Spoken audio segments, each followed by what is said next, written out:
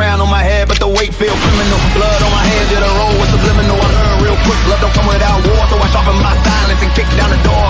Prayers in my chest, but the demons still answer. Every step forward make the picture more cancer. I don't chase peace, I make chaos surrender. Built from the fire, I was forged to an animal and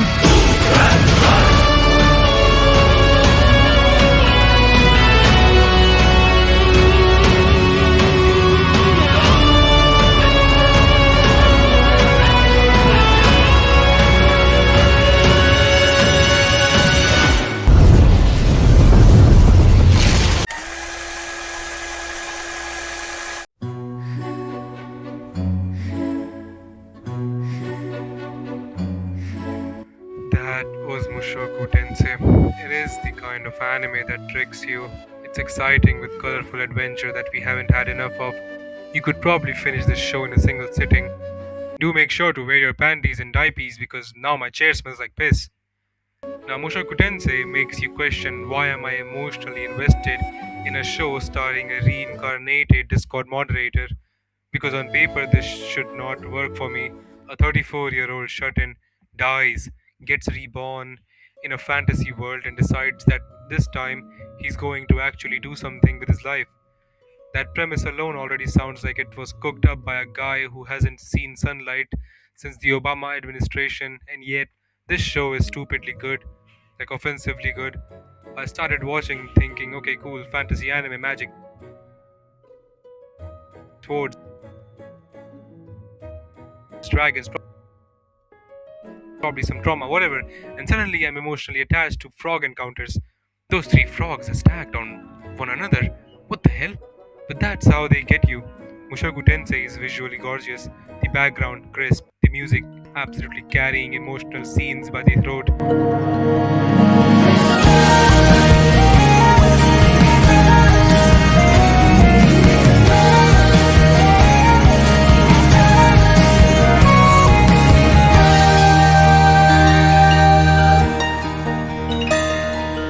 This show feels alive, every village feels lived in, every journey feels like an actual journey, and that is rare. A lot of fantasy anime feel like cardboard sets with NPCs standing around waiting for you to accept side quests.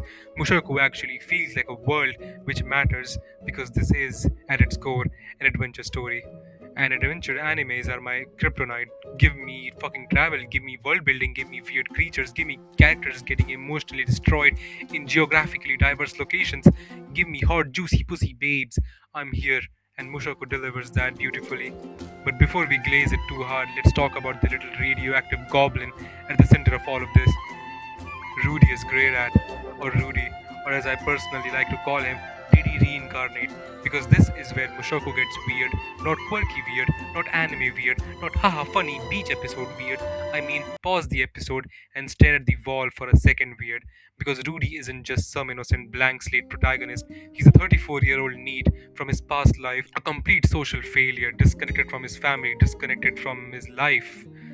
This man was in his room eating chips while mashing his pisser to VTubers when his parents died. His cousins kick the door down, see him in this state, and throw him into the wilderness. That is called the outside world with normal functioning humans. It's raining, he isn't wearing slippers, just his cum stained red and tracksuit. His eyes dart everywhere in sheer confusion. He looks at a group of high schoolers. A girl decides to cross the road without checking both sides. Something comes over this pathetic loser and he pushes her from harm's way, but the truck kun has already done its job. But when he dies, nobody mourns him, and honestly, that's really fucking dark. And then he gets another shot, a literal second life. New world, new family, new body, new opportunities. That setup is incredible because immediately the question becomes, what does a deeply broken person do with a second chance? Do they repeat the same mistakes or actually become someone better? That's compelling, that's the hook, that's why I kept watching. Because at first, watching Rudy improve is genuinely satisfying. He learns magic, he trains, he studies, he locks in. Oh my god, that water looks way too fucking realistic. He starts becoming proactive, and they don't show him doing any of this flawlessly because his traumatic last life still haunts him. He sucks at talking to people normally. His whole life was a train wreck. Even the most basic of self improvement in this life of his feels meaningful. If he were to piss in a bowl without letting a drop out, I would consider it growth. It's like watching a guy who failed everything and everyone in his past life and suddenly decide to get back on his feet and try again. That's great, that's inspiring even. And then he says or does something that makes you recoil like your nervous system just got slapped. We have to talk about it. Rudy is gross, and I know some people do this annoying thing where criticism of a character becomes criticism of the entire show. That's stupid, but pretending this part doesn't exist is equally as stupid. Rudy has moments that are deeply uncomfortable to watch, not awkward, not cringe, straight up uncomfortable. And for all of you, that alone will completely kill the show, which is fair. That's not some irrational complaint, that's perfectly reasonable human response because there were moments where I genuinely had to sit there like, Rudy, you better sit your reincarnated ass down, she's 12! And what makes it weirder is that the show doesn't always handle this with the seriousness you would want. Sometimes it plays things for laughs, which, no, absolutely not, but weirdly, that doesn't completely destroy the core of the story for me because Mushoku's central theme is redemption and three frogs sitting atop one another. My god, look at this, holy hell. Anyways, redemption only works if the person actually sucks to begin with. You cannot redeem a saint or a Minecraft YouTuber, but Rudy is a VTuber viewer, so he's only half as bad, meaning he starts off deeply flawed. And the reason I tolerate that narratively is because the story is clearly about growth, not endorsement. That distinction matters a lot because if Rudy stayed exactly the same forever, this show would be unbearable. But he does not, and that's where Mushoku starts becoming something special. The thing Mushoku Tensei does incredibly well is patience, and I know patience sounds like the least sexy compliment you can give to an anime. Like, whoa, man, incredible ability to not immediately give a fuck under any circumstances whatsoever.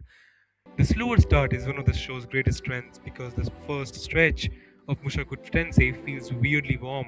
Rudy's just living, learning magic, getting stronger, interacting with family, working through trauma, stealing panties, harassing his house help at the age of 3, sniffing the stolen panties, licking his mum's bosom when drinking the breast milk, trying for once to not be an absolute failure, and it works because even though Rudy's still deeply questionable at points, watching someone who completely wasted one life actually take initiative in the next is compelling. There's something painfully human about that. The idea that if life gave you another shot, maybe you would do things differently. Maybe you'd stop wasting time. Maybe you would actually say the things you wanted to say. Maybe you would stop self sabotaging. Maybe you would stop spending 11 hours consuming garbage content while pretending it's research. Maybe you will lock in and actually subscribe to the fucking channel, hypothetically. And then the show introduces Eris. And immediately I was like, oh, fantastic, a cliched red hair tsundere that will eventually want Rudy's penis in her fucking vagina. Because when Eris first appears, she's unbelievably annoying, aggressive, spoiled, acts like she personally invented hostility. I hated her so much at first that I really just wanted someone to. Oh. Oh, okay. Oh my god, what the Never mind, this is the best show ever. Eris goes on to become one of the best characters after getting her skull caved in by the fat bastard in the dungeon because Mushoku's strength is character growth. Nobody stays static, nobody stays neatly packaged in their introduction trope forever, and Rudy and Eris' relationship is actually one of the most enjoyable parts of the early show. Watching them slowly stop wanting to murder each other is weirdly wholesome. You start seeing genuine trust, development, mutual growth, and this is where Mushoku starts lulling you into comfort. You think, oh, okay, I get it now. Fantasy coming of age story, magic training, character development, adventure vibes, lots of panty shots. Those things cannot be real. Cool. And then the show grabs that assumption by the throat and launches it through fucking drywall. Because the teleportation disaster happens, and suddenly this cozy little self improvement fantasy becomes survival mode. This is where Mushoku becomes the anime equivalent of we were having a nice day and then somebody set the neighborhood on fire. Then stakes explode.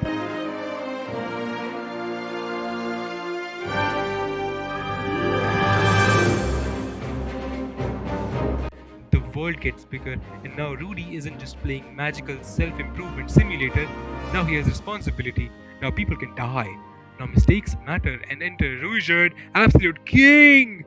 Genuinely one of the best additions to the show. If Ruijerd were real, I wouldn't be straight as a needle. Because fantasy anime love giving you strong, mysterious warrior guy. But Ruijerd actually feels meaningful. He's not just cool wallpaper. He has history, guilt, depth, a sharp jawline, a pretty huge dick. And unlike some fantasy bodyguard characters whose personality is basically grr, stoic, sword man, Ruijerd actually grows. And honestly, this trio dynamic works absurdly well. This is peak adventure anime.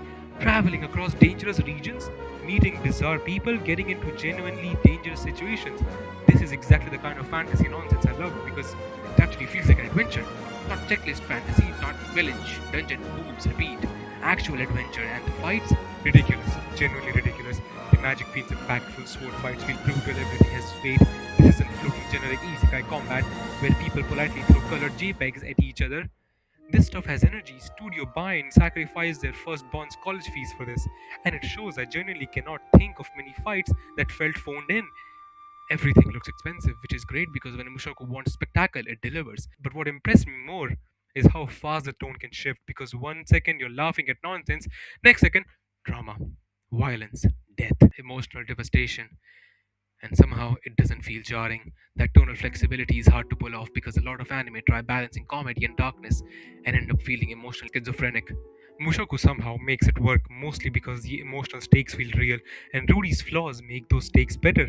Because here's the thing, perfect protagonists are boring, deeply boring. I do not care about the morally flawless chosen one who always says the right thing and has immaculate hair. The guy sucks. Rudy's mistakes make situations unpredictable. He gets cocky, he misjudges people, he gets emotionally compromised.